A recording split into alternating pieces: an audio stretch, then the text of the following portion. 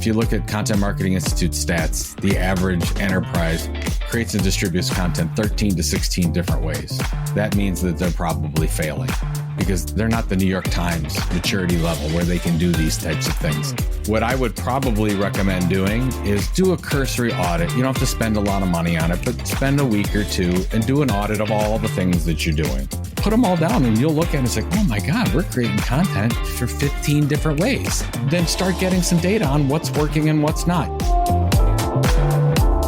You're listening to the Let's Talk Marketing podcast hosted by me, Katya Allison. So what have you gotten yourself into? Let me tell you. In short, it's a good time, great conversation, and a little bit of learning along the way. Through insightful interviews with top marketers, entrepreneurs, and thought leaders, I get to explore the latest trends, techniques, and strategies in the world of marketing. I am here to offer you engaging and informative discussions to help you stay up to date on the latest trends and take your marketing skills to the next level. I don't know about you, but I am ready to chat. Are you ready to listen? In today's episode, we are covering one of my favorite subjects, which anybody who knows me knows this. It is content marketing, and we're doing it with the content marketing king. Definitely content marketing royalty. That's what we're talking about. Today, my guest is Joe Pulizzi. Now, Joe Pulizzi is a content marketing expert, best-selling author of 7 books, and founder of The Tilt and Creator Economy Expo. He coined the term content marketing in 2001 and launched Content Marketing Institute. Joe's podcasts include Content Marketing Inc. and This Old Marketing. He also is the force behind The Orange Effect, helping children with speech therapy and technology. And he's based in Cleveland, Ohio. So let's talk marketing with Joe Pulizzi. Joe, welcome to the Let's Talk Marketing podcast. I am super excited to have you on here. I'm a fan of all of your books. I didn't tell you that before I pressed start, but I am such a fan. I'm like fangirling over here is really what it is. So thank you. This is a great place to start. I'm glad that you started the podcast by just throwing out compliments. It's a great strategy when you have somebody on. Just say, oh, you're amazing. Thank you. You can't be in a bad mood. Gotcha. It's great to be on with you. Happy to share some time and we'll have some fun. Absolutely. So today we're going to dive into content marketing. But before we do that, let's get to know you a little bit better. So I always like to ask my guests where their first marketing role was or what your first marketing role was. And then also to see your evolution, what do you currently do? So let's start with your first marketing role.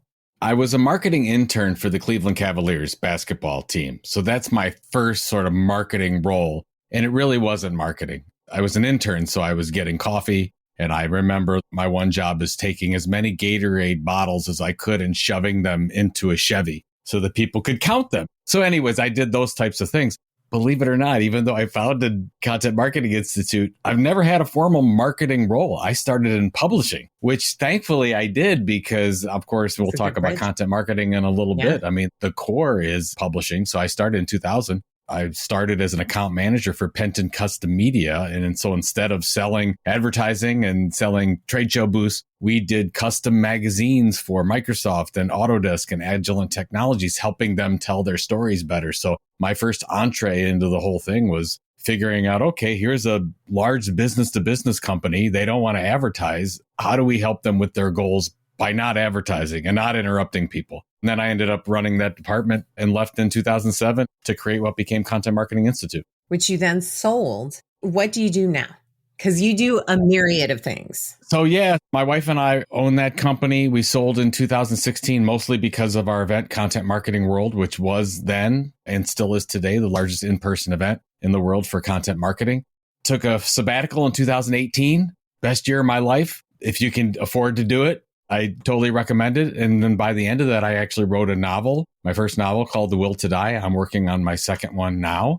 I was going to be a full-time novelist, Katya. That was sort of my whole goal. I was going to go into writing novels. And then the pandemic came along and I started to get into this thing called the creator economy and trying to help content creators build full-time businesses, what we call content entrepreneurs. And that's what I'm doing now. So We run the event Creator Economy Expo. We just had our second event in Cleveland, Ohio, and we run a site called thetilt.com, which is a newsletter for content creators to help them become professional content creators and content entrepreneurs. And in the meantime, I've got 2 podcasts and just finished writing another book, Epic Content Marketing, the second edition, as you talked about. So I'm doing all the things. It's just a wonderful life, just being sort of a full-time content creator once you get into the groove.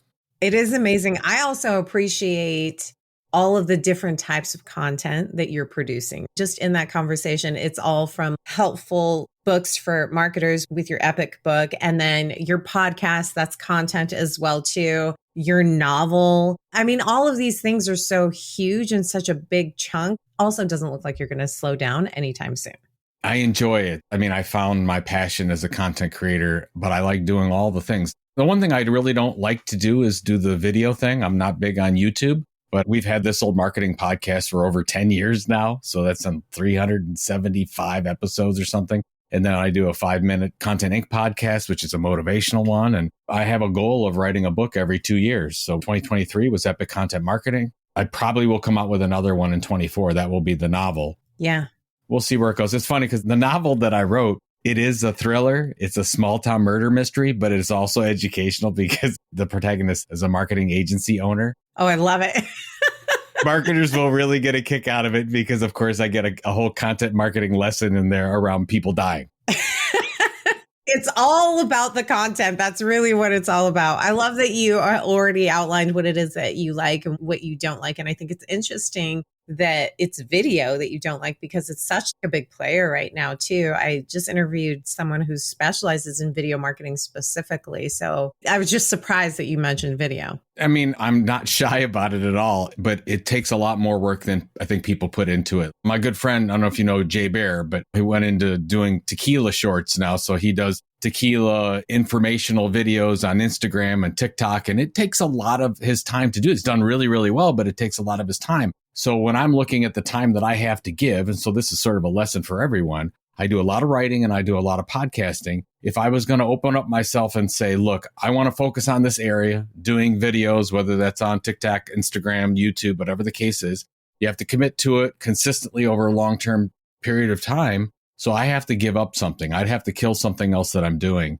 in order to free up time so that I could be excellent at that. Because when a lot of people do say, oh, they got to do all the things, right? They got to be everywhere. Yes. And if you're everywhere, it's very easy to do content. I do content audits for a lot of companies and a lot of entrepreneurs. And they'll say, Joe, what's wrong? Why isn't things working? I'm like, oh, well, you're on Twitter, you're doing Facebook, Instagram, LinkedIn. You've got webinars you're doing the podcast, you're doing this research project over here. You're doing all the things. So you're jack of all trades, master of none. That's why you're not building an audience. It's better to kill off 5 or 6 of those things and focus on doing 1 or 2 things amazingly well. So I've been able to add every year or so. I can add something. Yeah. Have some help to put some of these pieces together so I can keep the quality up on the podcast or the blog or the newsletter that I have.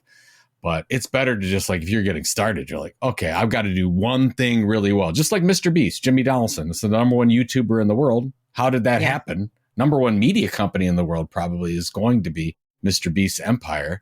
Just focused on YouTube for the first 7 years. That's it. I'm going to be great at YouTube. I'm going to figure out the algorithm. I'm going to figure out my audience. I'm going to figure out what we call a content tilt, your differentiation area. And now Mr. Beast is worth $1 billion. It doesn't happen by accident.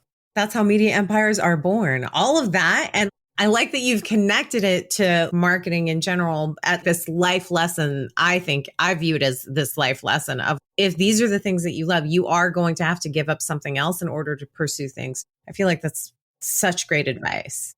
Marketing today, to me, is all about focus and patience. Yeah. 2 things that most companies don't have. So that's why most companies are horrible at marketing. Agree. Because they don't focus on the core audience and what their differentiation area, what they bring to the table. And then they're patient enough to go past these quarterly reports and these immediate KPIs and say, oh, look, we're having content marketing. Somebody comes to me and says, Joe, I want to do a content marketing program. I've got 6 to 9 months. What should I expect? I say, nothing. You should expect nothing. And so maybe some good qualitative feedback. Yeah. But it takes a long time to build an audience that knows, likes, and trusts you, much longer than 6 months. If you need immediate results, don't do content marketing. Go interrupt people. Yeah, go do billboards or do pay-per-click or do social ads. If you need immediate, you're not going to get immediate off of something that takes a long time to build a relationship. That's why I love content marketing, because once you build that audience, you can do amazing things, but it does take time. It's building a relationship with content is really what you're leveraging that content for with your audience, right? And it's like the consistency thing. I think you're right. We're totally diving into it. I do have a couple more questions. Because you're so knowledgeable, I would like to know which social networks, if you go to any of these social networks for this, to be inspired, to be educated, or to be entertained. Do you go to social networks for any of those things? So I've chosen my network to be LinkedIn from a social media standpoint. I spend most of my time creating content on that platform, and I also engage in that platform. You have to make a decision, right? I used to be all Twitter for a variety of reasons. I don't know what Elon's doing these days to Twitter, so I'm a little bit off on that. I made a decision, and this is not a marketing decision. This is a personal decision, not to go on TikTok at all. Interesting. Okay. I'm a little bit weary of the way the data is being used. And I'm also concerned about the fate of humanity when you spend 3 to 5 to 7 hours a day on an app. And it's so addicting. I see my kids. I've got kids at 20 and 22 years old. I mean, I see how they are. I see kids younger than that. I see my friends that they can't sleep at night because they're on TikTok. So that's a whole nother issue. It's a whole other podcast. I have concerns there as well. But to answer your question, LinkedIn is sort of where I go for almost everything, and education as well. My audience is there, so it really, really does help. We just talked about focus. If you put enough time into one platform, you will reap the benefits of it, but it does take considerable investment to get there. So I've gone all in on LinkedIn, and not to say that that's a place for me. I know some people that are all in on YouTube. Yeah. And they get all their information and all their learning and everything there. I just happened to go to LinkedIn and went all in there. I feel like it's underused and undervalued sometimes. Everyone's going to all of the different social networks. Outside of social networks, especially because you're living in this creator economy space, helping other creators, where do you go to stay up to date on trends that is not a social network? I'm probably lucky because we have a news show, a podcast called This Old Marketing. I've been doing it for 10 years. So basically, I've got a lot of newsletters. I get Morning Brew. I get the Daily New York Times that I look at. I get a lot of newsletters from creators like Sahil Bloom or Jay Klaus, and I get a bunch of links. And Robert Rose is my co-host on This Old Marketing, and he gets a bunch of links. And we come together every week and we talk about 4 or 5 news. For example, this week we're talking about AI.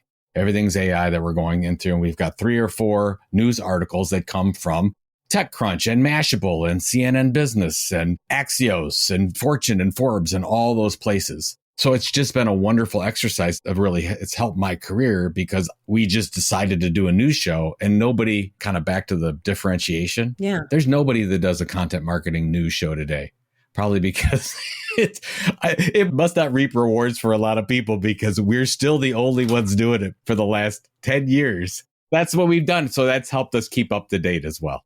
I have some theories about that actually is a really great segue into the Let's Talk Marketing Strategy part that leads me into content marketing, because I think that there's probably not one, because in my experience, content is something that affects everything, but is not the first thing that people think about when they're sitting at, I'm envisioning this brand conference table that's really long, and we're like, what are we going to do? The thought is not always immediate of like, all right, what content can we create to support? So I'd love to hear from you. What's the value of content in any sort of marketing strategy or in any business strategy? What is that value? Sure. I mean, marketing is about attention, right? So you're trying to get attention that maintains or change a behavior. That's why we're in marketing. So we're not creating all this content because we want to give hugs out to all our customers, which is a nice thing to do, but hugs don't pay the bills. At the end of the day, we need to maintain or change behavior.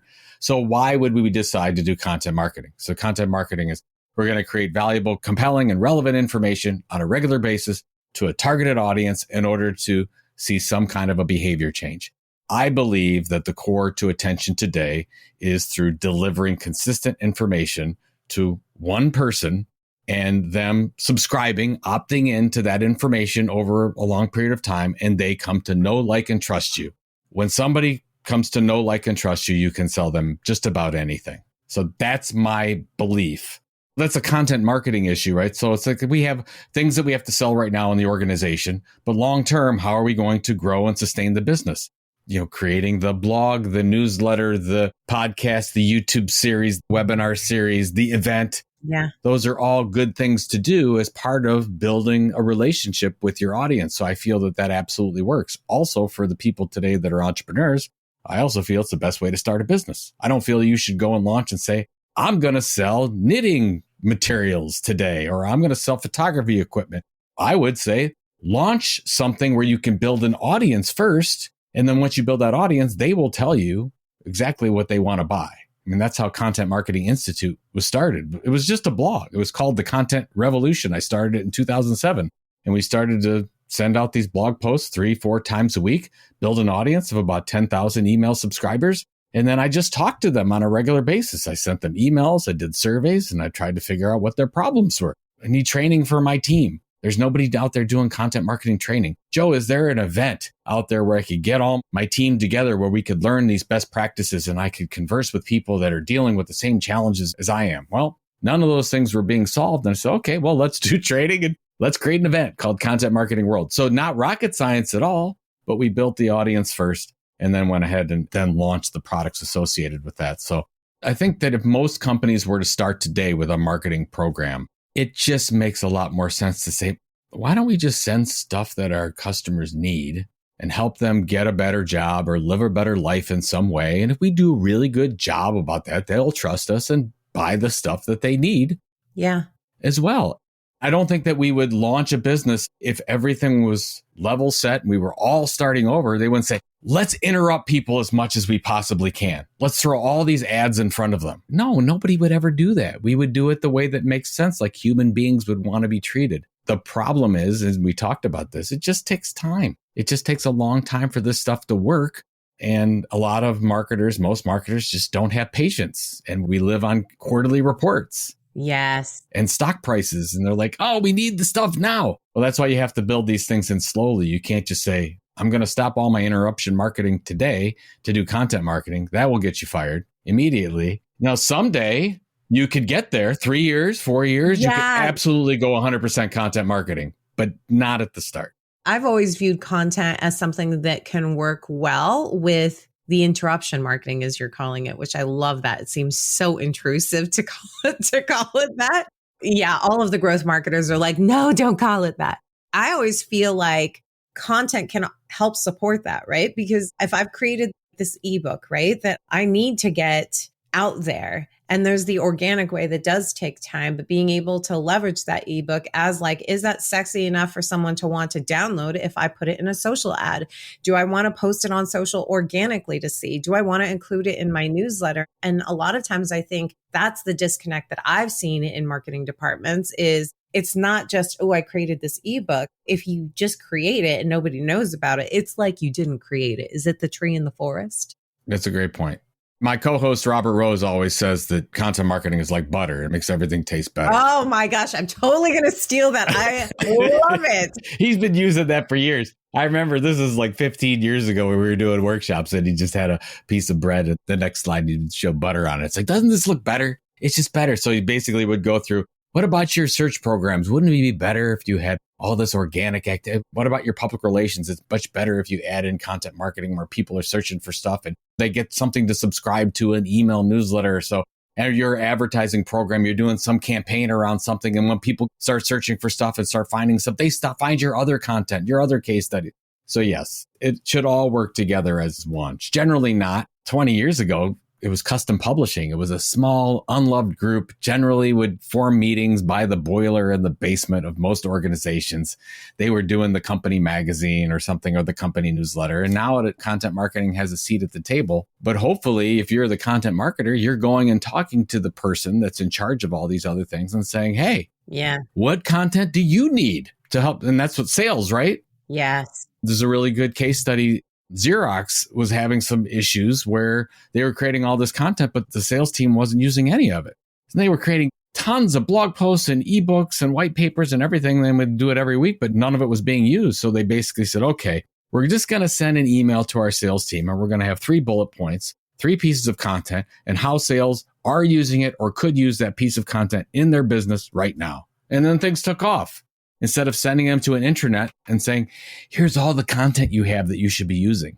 Well, salespeople don't work that way. It's like, hey, what do you got? You got an ebook. How can I use this? Use it this way. How should I use it? You could put it on LinkedIn and do this, send it out to customers at this stage of the buying process.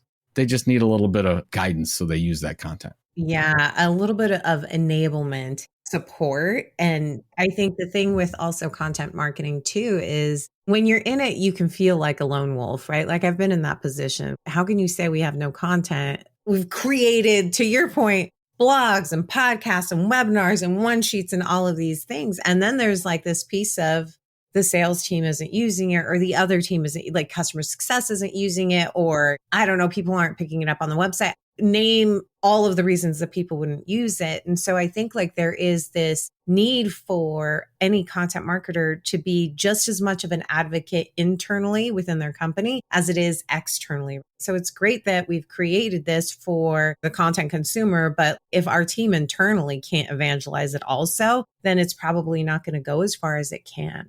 Oh, it's a great point. I mean, I'm a disciple of Don Schultz from Northwestern, who passed away a couple of years ago. But Don always said, before you do anything externally in marketing, you should be focused 100% internally.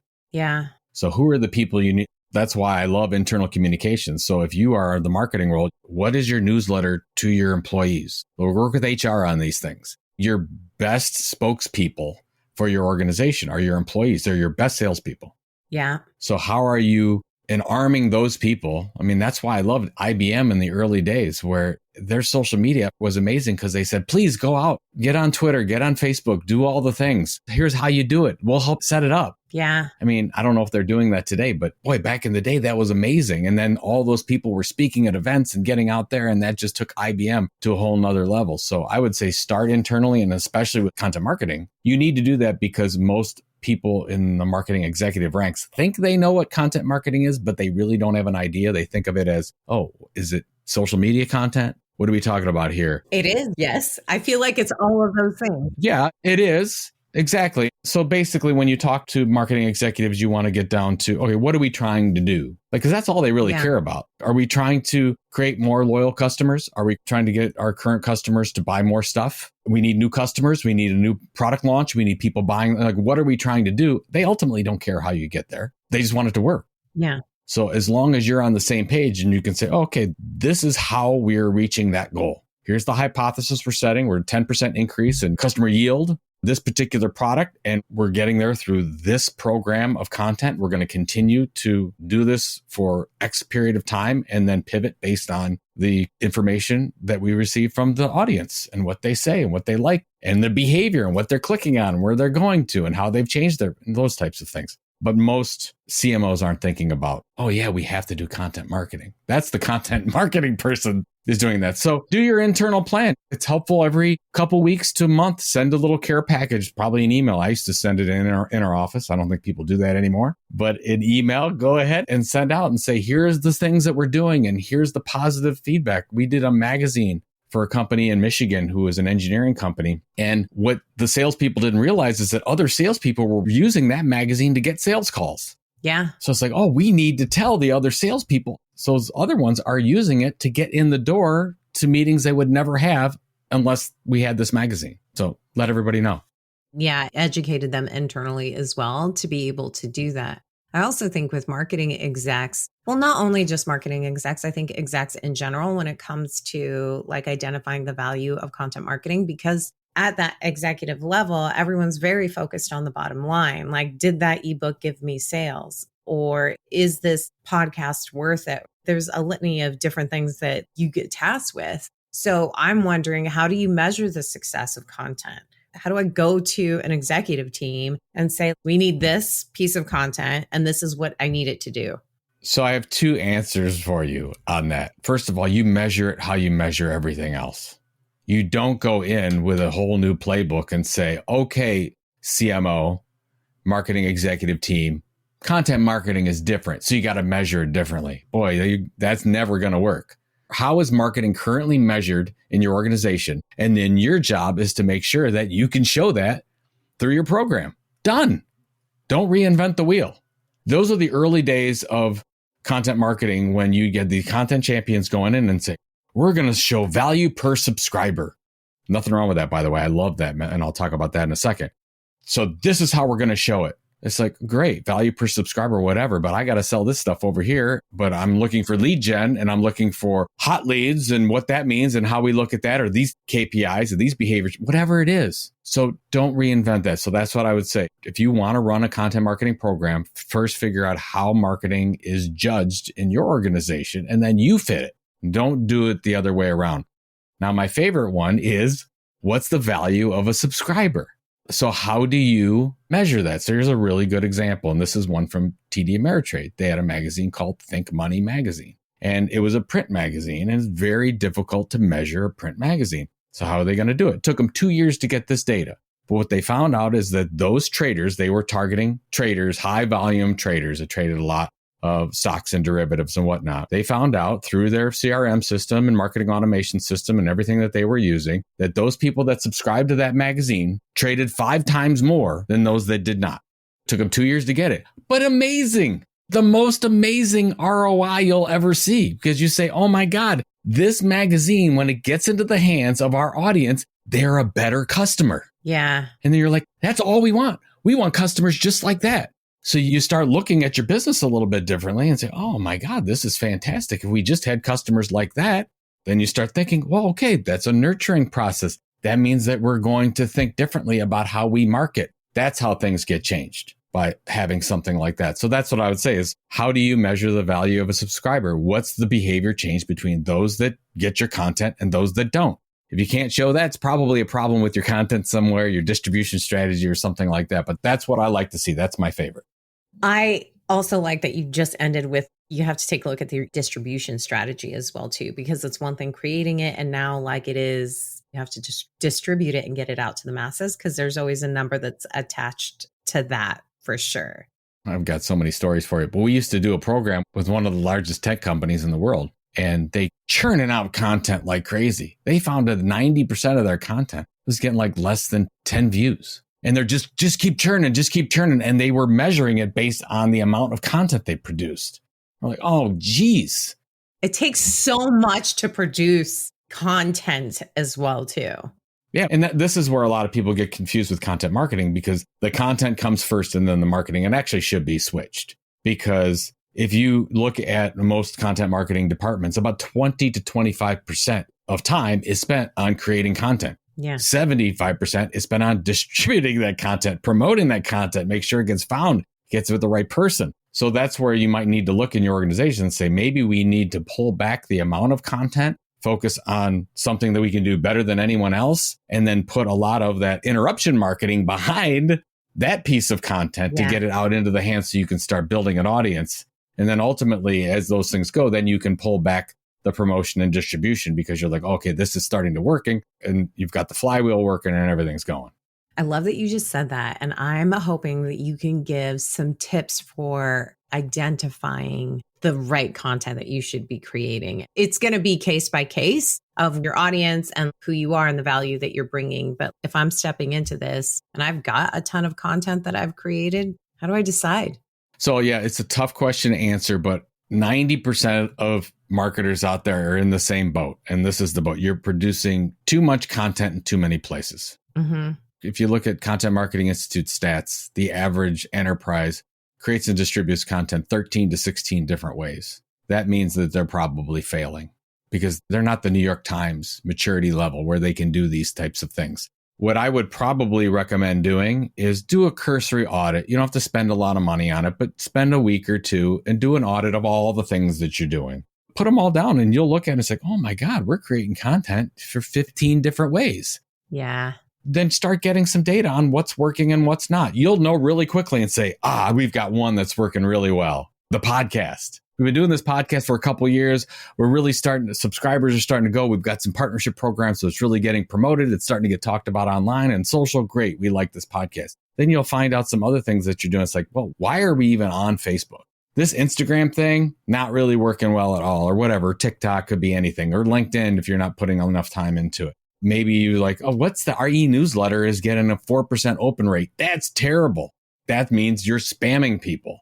So you just start to look at all those things because you might not even know why you started those things. And then what I would like to see is take 3, 4, or 5 of those things, just kill them, just wipe them out. Tough decision to make. Change is difficult. I totally get it. But if you're asking me what you should do, probably get those resources freed up and move them over to the things that are working really well. I'd move them over to that podcast that's really working so that could be better. Focus on that and say, wow, we're getting some good traction with the podcast or your e-newsletter or whatever it is. And say, wow, we have a really good opportunity to be the leading informational experts for that particular thing to that niche of people. Great. Go all in on that and get rid of the stuff that's not working and do that for the next year. That's a very simple strategy that any company of any size can do. You just have to trust me that half the stuff you're doing is wasting your time and energy. And more importantly, it's wasting your customers' time and energy, because you have to ask yourself the question at some point,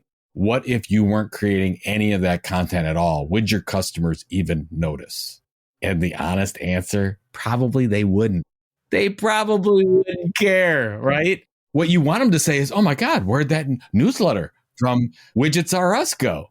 I love that newsletter. No, they're not saying that. They're probably so thankful that they're not getting the spam from you anymore, or it's just going to spam anyways. So that's where we want to level. Do the content audit, cut some things out, and then ask yourself the question, like, is this really necessary to help our customers live better lives or get better jobs? And it's a tough question, but if you answer that, say, no, it's not, then you've got some decisions to make on the content side. Yeah.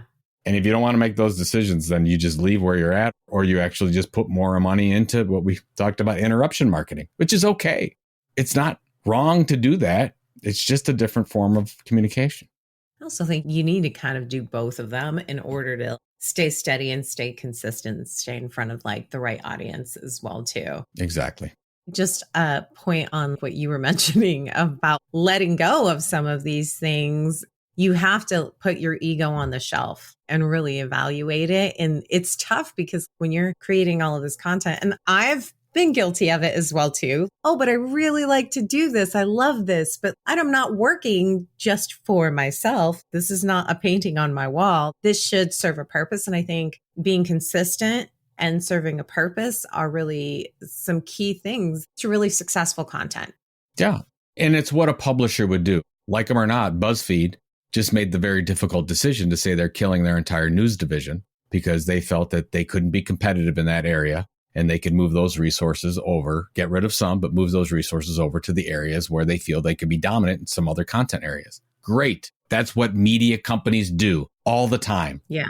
But they have a little bit more incentive because they can see the numbers. You say, oh, This is the amount of revenue. This is the cost. Yes or no, whatever. It's harder from a content marketing standpoint. So we have to use some other measurements, but still the same thing applies. Sometimes you just got to kick some things to the curb so that you can be better in others. My friend Jay Klaus said this the other day. It's easier to get an A+ in one class than get all A's in 5 classes. Same thing, right? Look at all the content you're creating. If you were just creating one thing, you could be amazing. It could be the best thing ever. If you're doing 5 different things, C's get degrees, but may not be helping your customers at all. So just think about that. I love that. I actually just said C's get degrees the other day. I could really talk to you forever about content marketing. I do have one final question for you. And it is, if you knew then what you know now, what's this advice that you give to yourself? What's this marketing advice that you give to yourself? Well, from a tactical standpoint, I would have gone into email much earlier. 2 years where we weren't focused on our email marketing strategy and just doing the blog posts and whatever. And we missed a lot of subscribers that way. And that's the ultimate measurement for me from a content marketing standpoint is all the other fans and subscribers are great. Love to have them. Want the LinkedIn followers and everything. But at the end of the day, I don't control any of that data. That's all rented land. Yeah. They can change the rules at any point. Where do I have some control? I've got that opt-in connection through an email address. As far as I can tell, that's not going away. That's what I would probably be focusing on. And the other thing would be, I don't have to be on every platform. I think I miss some opportunities by I have to do the Facebook business thing, and then I should be doing something on Instagram. And do I have to? And I'm worrying about whether I'm missing out on TikTok or whatever. I wish that I should have just stayed the course with LinkedIn. By the way, my LinkedIn channel is fine. Very happy with it. But I've missed a couple years of consistency where I really could have built that in and felt like I lost some time there. So I'd say email and then just focus on the one channel. Yeah. In my case, it would be LinkedIn, and I'd be a lot better off. Those are really, really great tips to leave people. And I'm right on board with you in regards to just do what you're doing really well instead of spreading yourself thin. Thank you so much for coming on here, sharing your wisdom, giving us your insights, dropping some advice nuggets, parenting to content marketing, the whole 9 yards. Parenting tips are us. Yeah, exactly. Exactly. Well, thank you again so much. It was a pleasure speaking to you. Thank you, Katya. We'll talk soon. Okay, so I am definitely a super fan of Joe's. It actually was very difficult for me to narrow down to just 3 key takeaways, but I do have them for you because I could probably talk to him for hours or even just have a specific podcast on content marketing where he and I can dive in. Maybe I'll pitch that to him for the next time. But for now, here are my key takeaways from today's episode. Number 1, content marketing is like butter. It makes everything better. I love that Joe highlights the importance of integrating content marketing with other marketing efforts, because just like butter, it enhances the taste of the bread. Content can elevate your search programs, public relations, and advertising campaigns. When content is strategically used across various channels, it attracts and engages your audience more effectively, really creating a cohesive and impactful marketing strategy. That's a big one, right? All right, key takeaway number 2. The power of building trust through content marketing means that content marketing goes beyond mere attention grabbing. It aims to build trust and long-term relationships with the audience. By consistently delivering value and relevant information, businesses and brands can gain the trust of their customers. It's social proof. Content marketing is not just about immediate sales, but about understanding the customer needs and providing solutions over time, leading to a lasting loyalty and sustained growth. While it does require patience and time to see results, the trust-based approach proves to be more effective and customer-centric than interruptive marketing methods. It's a nice way of saying ads. And the last key takeaway is the importance of being an advocate for content marketing. Not only externally, but it is also internally, meaning within the company. Before focusing on external marketing efforts, it's really crucial to start by educating and arming your own team, making them your best spokespeople for that content. Internal communications and collaborations with HR play a real vital role in that process. Measuring the success of content marketing can be challenging. I can't tell you how many times I get this question. How are you measuring the success of it? It's a challenge, especially when executives focus on immediate bottom line results. To address this, content marketers must align their content goals with the organization's overall objectives. By setting clear hypotheses and KPIs such as increased customer loyalty, higher sales, or new customer acquisition, content marketers can really demonstrate the impact of their efforts. Regularly sharing positive feedback and success stories within the company reinforces the value of content marketing, helping executives understand its role in achieving broader business goals. And there you have it. Those are the 3 takeaways from this episode. I would love to hear your insights you found. Slide into my DMs with the guest name to share. You can find me on LinkedIn, Allison Katya. Allison is the last name, Katya is the first name. You get it. You've heard me before. Subscribe and follow on LinkedIn, YouTube, Spotify, or wherever you listen to podcasts. A special thank you to my podcast producers, the amazing team at Content Allies. Let me know if you want more information. Check out the episode page to learn a little bit more about Joe or how you can get in touch with me too. Thank you again for spending your time with me today. Until next time, may the conversation flow, the laughter linger, and the outlook remain optimistic, but grounded in reality. This is Katya, signing off.